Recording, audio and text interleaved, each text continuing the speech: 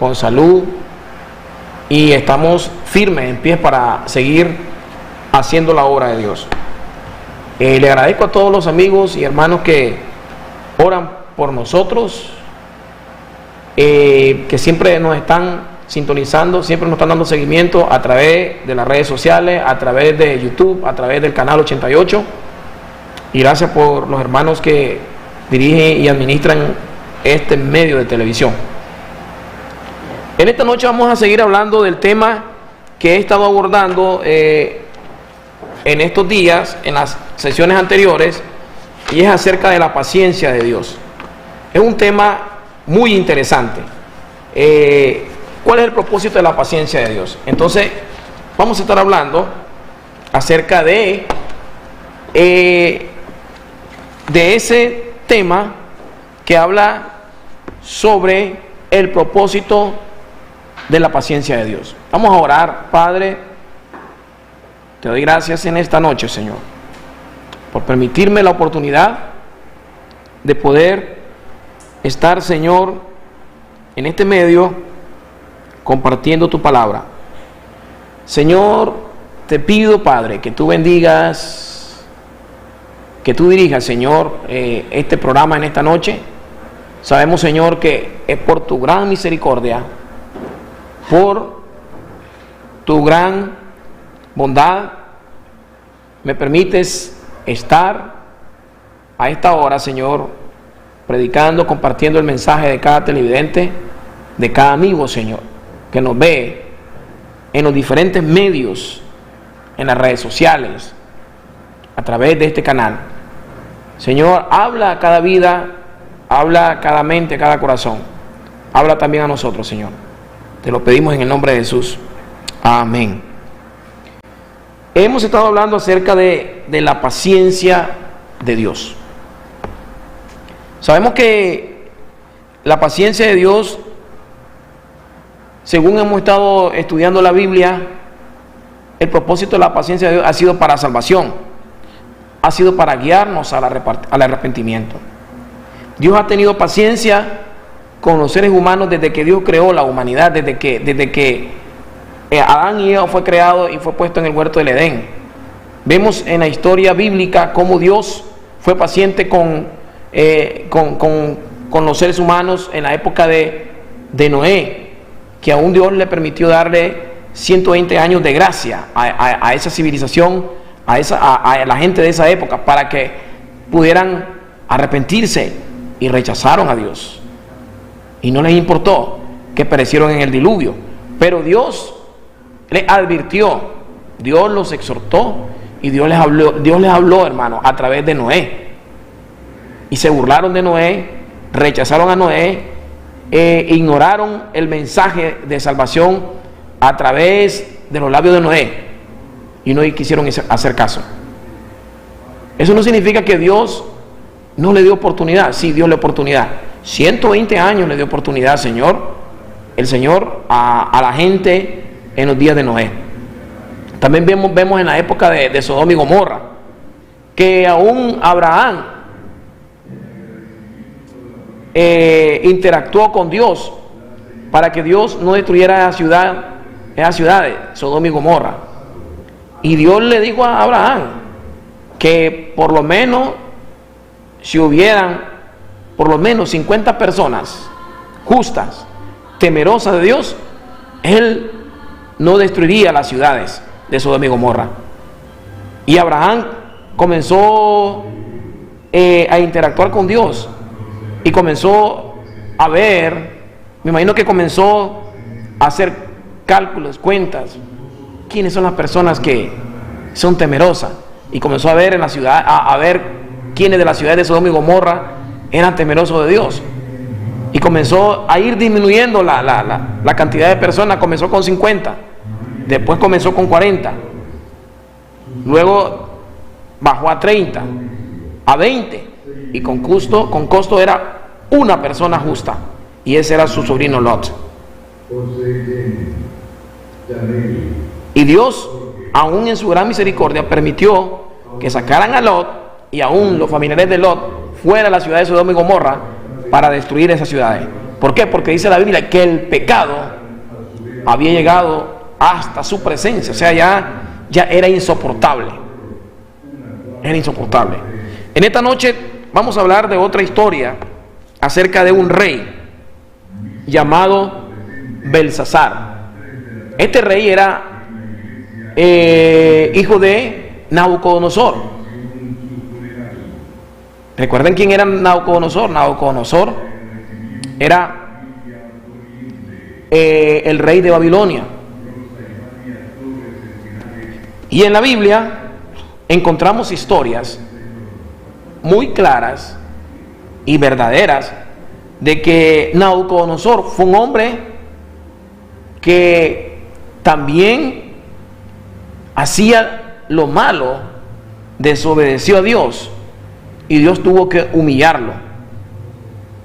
Dios tuvo que humillar a Nabucodonosor, porque Nabucodonosor se había ensoberbecido y él creía que su imperio, toda su gloria, todo lo que tenía, su poder, su ejército, era porque él era poderoso, era porque era una persona invencible, autosuficiente, tenía todos los méritos para ser el rey de Babilonia. Y él se le subieron los humos a la cabeza, se le subieron los humos. Y prácticamente se volvió en contra de Dios. La soberbia y el orgullo lo hizo darle la espalda a Dios y rechazar prácticamente de que existía un Dios que gobierna sobre todos los dioses de la tierra, porque hay un solo Dios verdadero, hay un montón de dioses, lo que hemos creado los hombres. Y Nabucodonosor adoraba a sus dioses. Y entonces él se volteó o se rebeló en contra del Dios verdadero. ¿Y saben qué sucedió? Dios humilló, disciplinó a Nabucodonosor. Y dice la Biblia, la historia, ahí en el libro de Daniel, de que Nabucodonosor se convirtió prácticamente en un animal, se volvió loco. Dios lo hizo que cayera en esas condiciones, porque se trastornó, se volvió un enfermo mental, se creía un animal, una bestia, y comía con las vacas, con las bestias del campo. Él comía pasto y se comportaba como un animal del campo. Y de esa manera Nabucodonosor pasó 7 años en esa condición, igualándose a un animal. ¿Y saben quién hizo eso? Dios mismo, porque Dios lo quería humillar. Y llegó un momento que Nabucodonosor reconoció su error, reconoció su falla, y Dios lo restauró. Dios lo restauró. Pero lo importante es que este rey reconoció su error, se dio cuenta que se había vuelto soberbio, orgulloso. Y a veces nos pasa a nosotros como seres humanos igualmente, ¿verdad? Como personas, que a veces estamos en la cima del éxito, estamos en la prosperidad, estamos prácticamente rodeados de la gente más fuertes, y creemos que para nosotros Dios no existe, no es necesario en nuestra vida, que he llegado hasta la cima del éxito, a la prosperidad, a la abundancia, al poder, y todo porque yo me la sé toda. Y eso fue lo que le pasó a Nabucodonosor, hasta que Dios lo avergonzó y lo destronó de su reino. Y pasó 7 años en esa condición. Quizás usted y yo a lo mejor no vamos a experimentar las mismas circunstancias de Nabucodonosor, pero Dios trata de diferentes maneras con cada uno de nosotros. De una u otra forma, Si usted hace a un lado a Dios y blasfema en contra de Él, niega a Dios, conociendo la verdad, y usted se rebela en contra de Él, téngalo por seguro que aún en la paciencia de Dios, en su gran misericordia, a Dios se le va a agotar la paciencia. Porque cuando el hombre cruza la línea de la paciencia,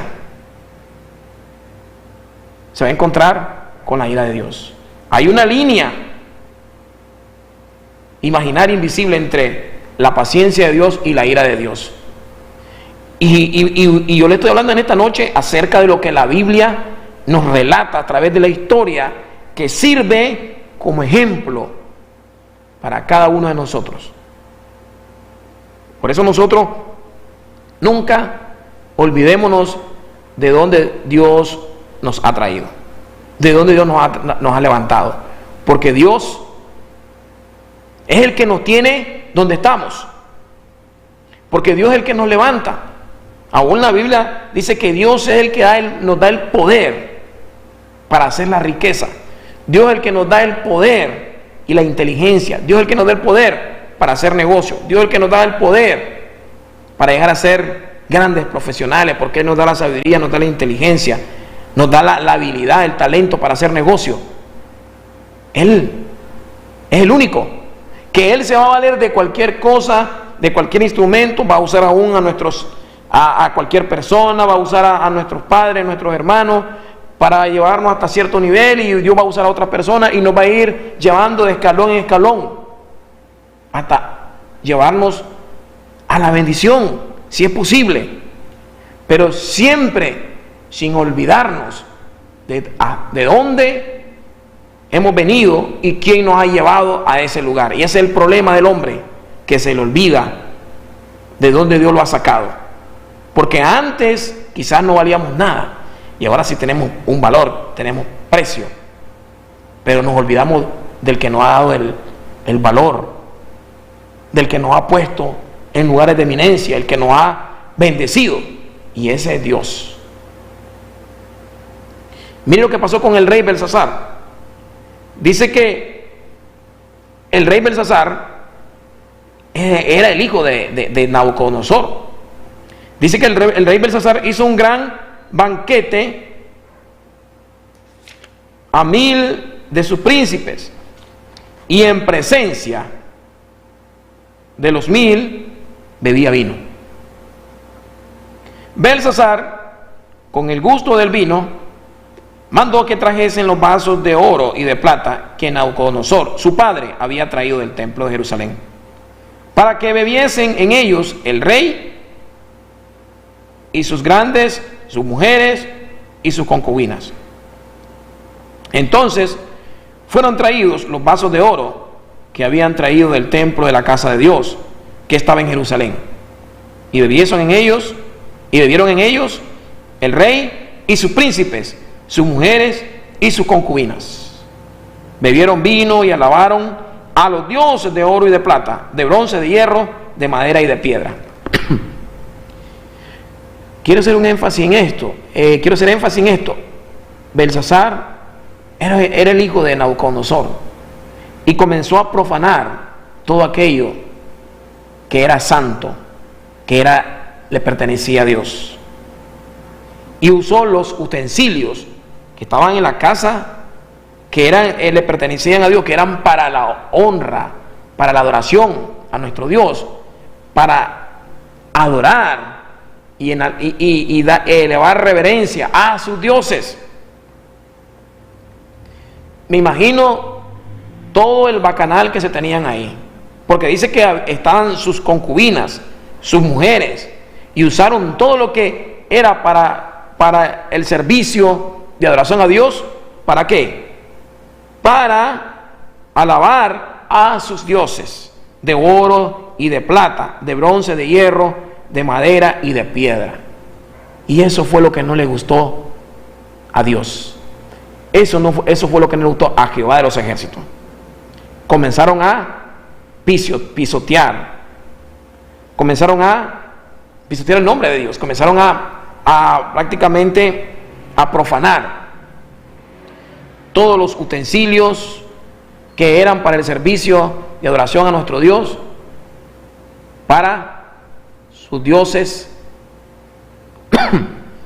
de bronce, de hierro, de madera y de piedra. Y miren lo que dice en el versículo 5. En aquella misma hora aparecieron los dedos de una mano de hombre que escribía delante del candelero sobre lo encalado de la pared del palacio real. Y el rey veía la mano que escribía. Imagínense en una gran fiesta que se tenía el rey en su palacio con todos los invitados, y de repente aparece una mano de hombre, que escribía delante del candelero sobre lo encalado de la pared del palacio real. Una mano comenzó a escribir sobre la pared. Me imagino esas paredes sólidas, duras, quizás de piedra o qué tipo de concreto, y comenzó a escribir. ¿Y qué pasó con el rey Belsasar? Dice que entonces el rey palideció y sus pensamientos lo turbaron, y se debilitaron sus lomos, y sus rodillas daban la una contra la otra.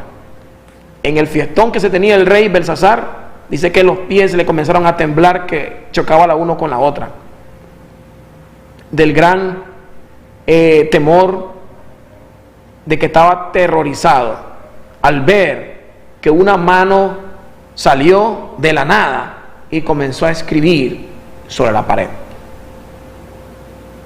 Hermano, son cosas que sucedieron y que están escritas en la Biblia, y así fue, porque Dios es real. Dios es real.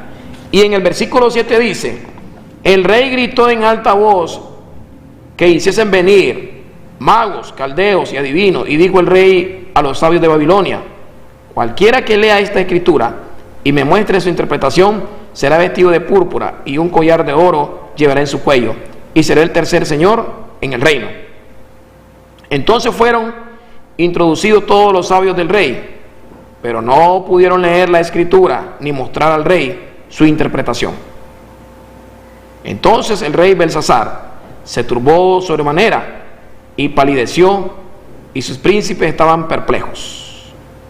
La reina, por la palabra del rey y de su príncipe, entró a la sala del banquete y dijo: Rey, vive para siempre. No te turben tus pensamientos ni palidezca tu rostro. En tu reino hay un hombre en el cual mora el espíritu de los dioses santos, y en los días de tu padre se halló en él luz e inteligencia y sabiduría,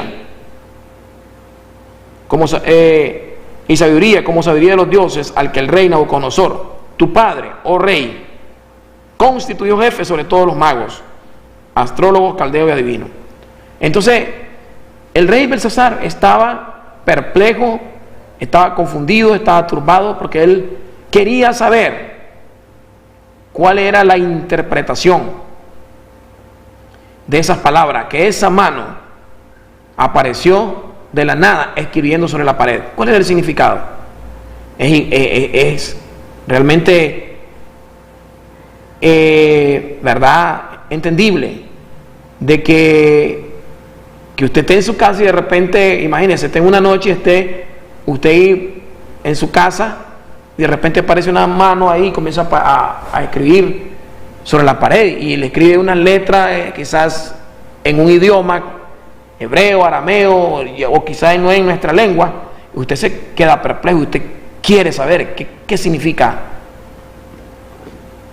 esas palabras, y eso le pasó a Belsasar. Pero Belsasar comenzó a llamar a los magos, a los divinos, a los sátrapas, a cada uno de ellos. Pero la reina dice que le recordó a Belsasar que en su reino había un hombre el cual Dios lo había usado para interpretar los sueños de su padre Nabucodonosor, y que no había un hombre más sabio, más inteligente que Daniel, comparado con los magos, los sátrapas, los adivinos de su reino. Imagínense qué tan lejos Belsasar estaba de Dios, porque aún Daniel estaba ahí en su reino y él no conocía muy bien de Daniel la historia de cómo Daniel interpretó los sueños de Nabucodonosor cuando Dios disciplinó a Nabucodonosor. Daniel le dio la interpretación, cada uno de esos sueños que tenía Nabucodonosor, no había otro que se lo interpretara.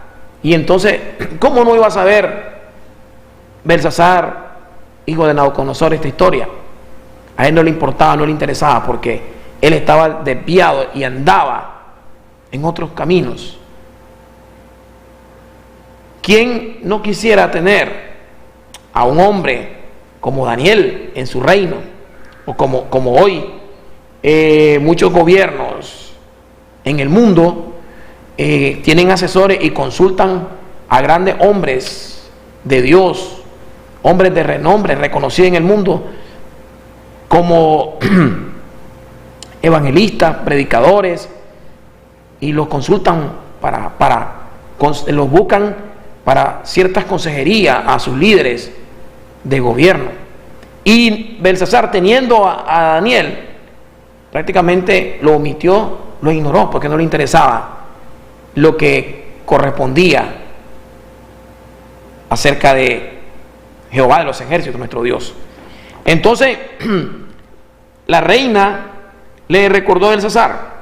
En el versículo 13 dice: entonces Daniel fue traído delante del rey, y dijo el rey a Daniel, mire lo que le dice Belsasar a Daniel: ¿eres tú aquel Daniel de los hijos de la cautividad de Judá, que mi padre trajo de Judea?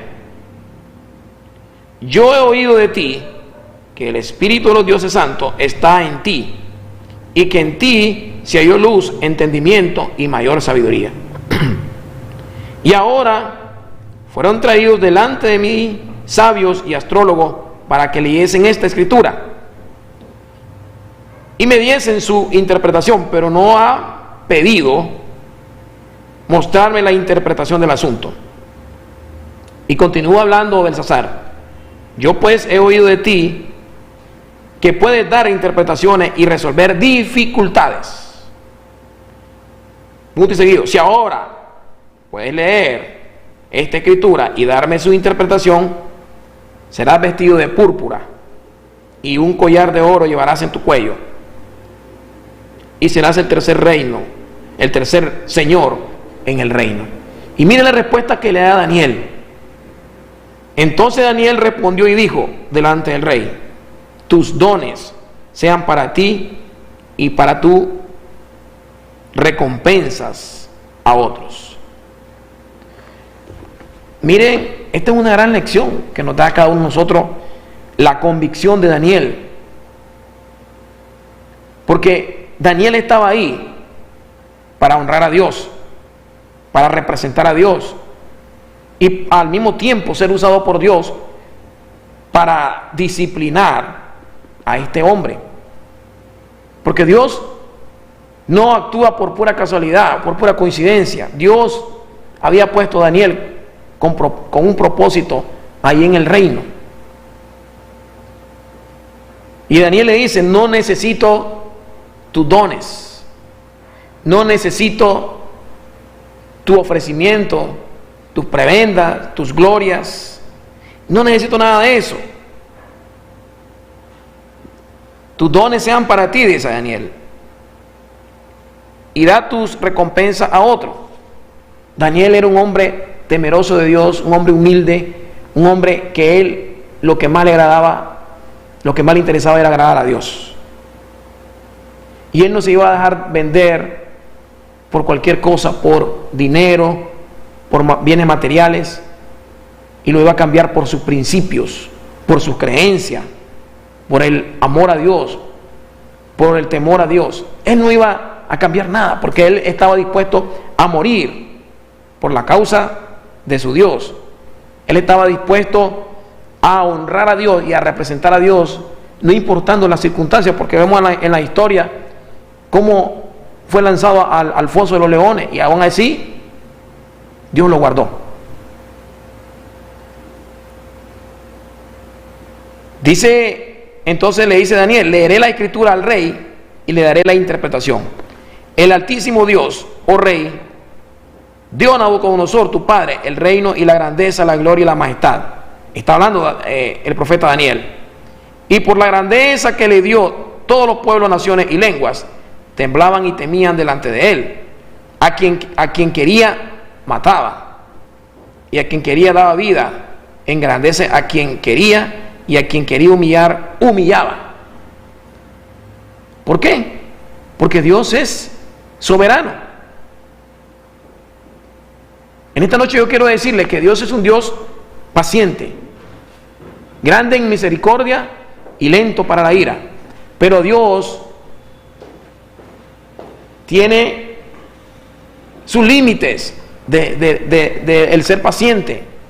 Y cuando nosotros como hombre cruzamos ese límite de la paciencia de Dios, caemos en la ira de Dios, porque hay un límite entre la paciencia de Dios y su ira. Y sabemos que la ira de Dios no es la ira de Dios es santa.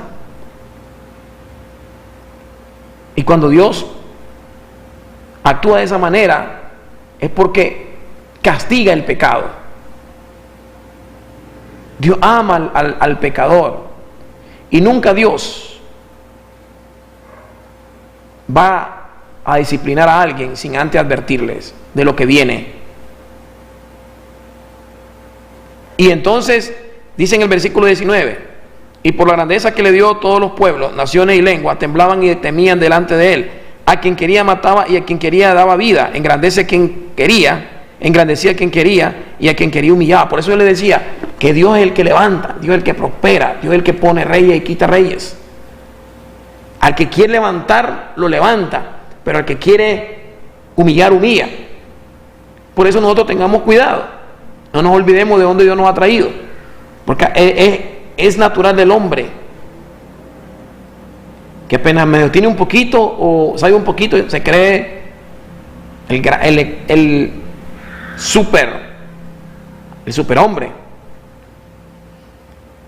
Y si nosotros, hermanos, caemos en las manos de Dios, Dios nos va a bajar esos humos. Y lo hizo con Nabucodonosor. Ahora mire con el hijo. En el versículo 20: mas cuando su corazón se ensoberbeció y su espíritu se endureció en su orgullo, está hablando, se refiere a Nabucodonosor, fue depuesto del trono de su reino y despojado de su gloria. Daniel se refiere a Nabucodonosor y le está dando una recordadita a su hijo de lo que le había pasado a su padre Nabucodonosor, rey de Babilonia. Y le dice en el 21: y fue echado de entre los hijos de los hombres y su mente se hizo semejante a la de las bestias, y con los asnos monteses fue su morada. Está hablando de Nabucodonosor. Hierba le hicieron comer como a buey, y su cuerpo fue mojado con el rocío del cielo, hasta que Nabucodonosor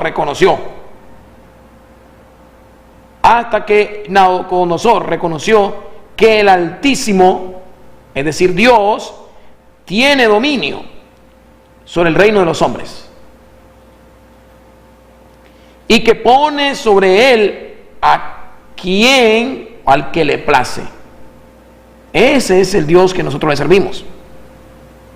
Y lo repito, dice: Nabucodonosor reconoció que el Altísimo Dios tiene dominio sobre el reino de los hombres, y que pone sobre él al que le place. Y tú, le dice a Belsasar, no has humillado tu corazón sabiendo todo esto, sino que contra el Señor del cielo te has ensoberbecido. Y así están muchas personas muchos seres humanos se han ensoberbecido con Dios.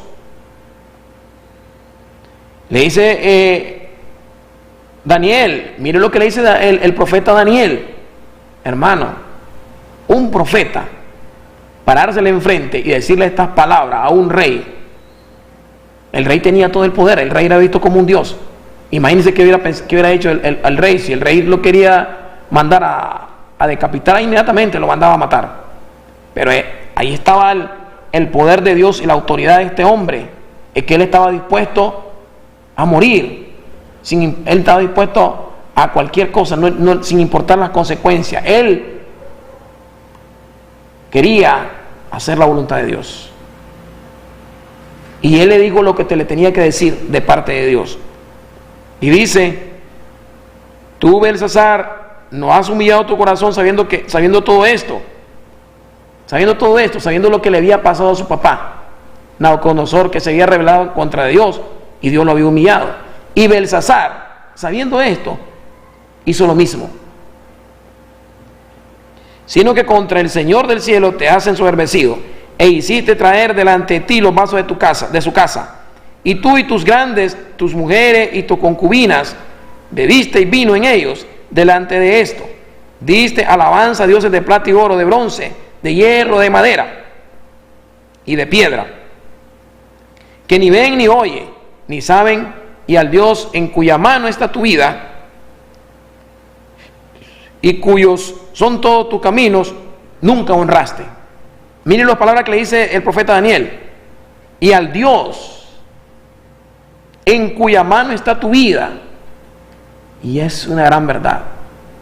La vida nuestra depende solamente de Dios. Comemos, caminamos, respiramos, hablamos por la poderosa mano de Dios. Y cuando el de arriba decida que hoy es el último día de nosotros, los últimos segundos, la última hora y minutos, se acabó. Y Dios le dijo a través de Daniel, el profeta Daniel, le dice,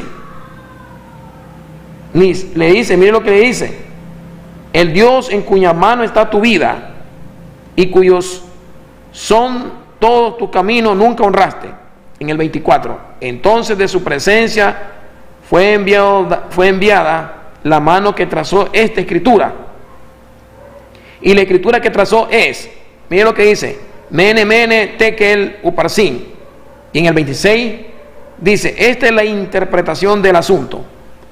Mene significa contó Dios tu reino y le ha puesto fin. El 27, Tekel, pesado has sido en balanza y fuiste hallado falso.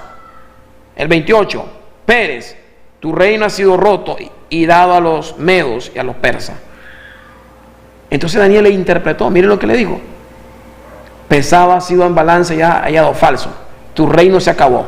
Dios ha entregado tu reino a otros. Y en el versículo 29, entonces mandó Belsasar vestir a Daniel de púrpura y poner en su cuello un collar de oro y proclamar que él era el tercer señor del reino. En el versículo 30 del capítulo 5 de Daniel, la misma noche, miren lo que le pasó al rey. La misma noche fue muerto Belsasar, rey de los caldeos, y Darío de Media tomó el reino siendo de 62 años. Inmediatamente, la misma noche, el rey, que estaba lleno de vida, de poder, de gloria, y estaba haciendo un gran banquete, un gran bacanal en su reino, se murió. Dios le quitó el aliento. La Biblia no dice cómo murió aquí, ¿verdad? Pero se murió, Dios le quitó la vida. Hasta aquí ha llegado tu reino, hasta aquí han llegado tus días. Entonces, ¿qué quiere decir, hermano? Que Dios es un Dios de misericordia. Dios es un Dios de amor, pero llega un momento que esa paciencia se termina. Llega un momento que esa paciencia tiene límites. Dios le dio a Nabucodonosor 12 meses para que se arrepintiera. Y no lo hizo. Y vinieron las consecuencias de su desobediencia. Y a Belsasar, la misma noche, murió. Dios sabía cómo estaba el corazón de este rey, que aunque le diera 12 meses, aunque le diera un año, aunque le diera 2 años, 3 años, él no iba a arrepentirse. Y recordemos que Dios es un Dios soberano. Recordemos que Dios es un Dios omnisciente y todo lo conoce, todo lo sabe. En el versículo Daniel, en el versículo 3 del capítulo 12 del profeta Daniel dice que los entendidos resplandecerán como el resplandor del firmamento, y los que enseñan la justicia a la multitud como las estrellas a perpetua eternidad. Usted es una persona inteligente, usted es una persona entendida, usted es una persona prudente y sabe que está cometiendo un error y está cometiendo falla. Usted se vuelve a Dios. Usted dice: Señor, perdóname, y no deja que las cosas se vuelvan peores, a como le pasó a estos hombres que tenemos en la Biblia como ejemplo, a Nabucodonosor, a Belsasar. El profeta Daniel se refiere y dice: los entendidos resplandecerán como el resplandor del firmamento, y los que enseñan la justicia a la multitud como a las estrellas a perpetua eternidad. Si leemos otro de los pasajes en Éxodo 34, en Éxodo 34 dice lo siguiente, Éxodo 34 versículo 6: y pasando Jehová por delante de él, proclamó: Jehová, Jehová, fuerte, misericordioso y piadoso, tardo para la ira y grande en misericordia y verdad. Aquí vemos Moisés, ¿verdad?, que escribe y dice que pasando Jehová por delante de él, proclamó Moisés. Jehová, Jehová, dice Moisés, fuerte y misericordioso y piadoso, ese Jehová, tardo para la ira y grande en misericordia y verdad, que guarda misericordia a millares, que perdona la iniquidad, la rebelión y el pecado, y que de ningún modo tendrá por inocente al culpable, al malvado, que visita la iniquidad de los padres sobre los hijos y sobre los hijos de los hijos. Dice que no tendrá por inocente al culpable, no tendrá por inocente al malvado. No crean que Dios se hace de la vista gorda, no crean que Dios está ciego. Dios ve las malas acciones de los hombres, Dios ve la injusticia que comete a diario el ser humano en la tierra, y que dice claramente la Biblia que Él no tendrá por inocente al culpable, que tarde o temprano Dios va a poner su mano, va a disciplinar, pero Él es misericordioso, Él es un Dios de amor, pero recordemos que también es un Dios de justicia, es un Dios justo, que Él siente tristeza aún viendo al impío que no se vuelve de sus malos caminos, porque eso es lo que dice la Biblia. Él siente ese dolor, esa tristeza aún viendo al malvado que no reconoce, pero Él, como es un Dios justo, un Dios santo, Él tiene que aplicar su justicia, y nadie en esta tierra está eximido de responsabilidades. Cuando cometemos falta y errores, eso va a tener consecuencias en nuestra vida, y eso es lo que Dios no quiere de nosotros. Así que en esta noche, hermano, así hablando un poco de cómo Dios ha venido actuando, obrando a través de la historia con el hombre, cuando el hombre no quiere obedecer, y Dios trata con ellos. Que a pesar de que Dios es un Dios paciente, misericordioso, grande en misericordia, también hemos aprendido en esta noche que la paciencia de Dios se agota y tiene límites. Y que Él es un Dios soberano. Y que Él va a actuar de la manera que mejor le plazca y de la manera sabia. Porque Él es el único Dios sabio más que cualquier ser humano en esta tierra. Él lo conoce todo, Él lo sabe todo.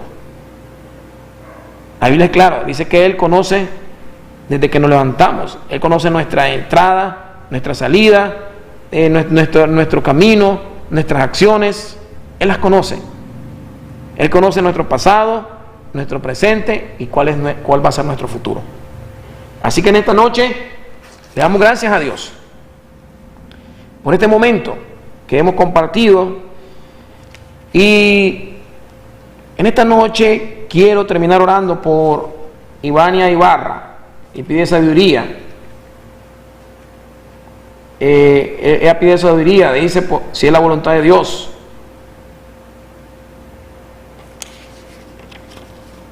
Por acá pide sabiduría si es la voluntad de Dios, dice su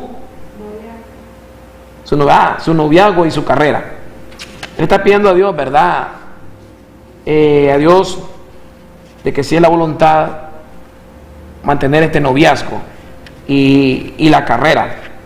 Oración por Ángeles III, que tiene problemas en el colon y en el vientre, por una palabra de protección, dice atentamente Lorena.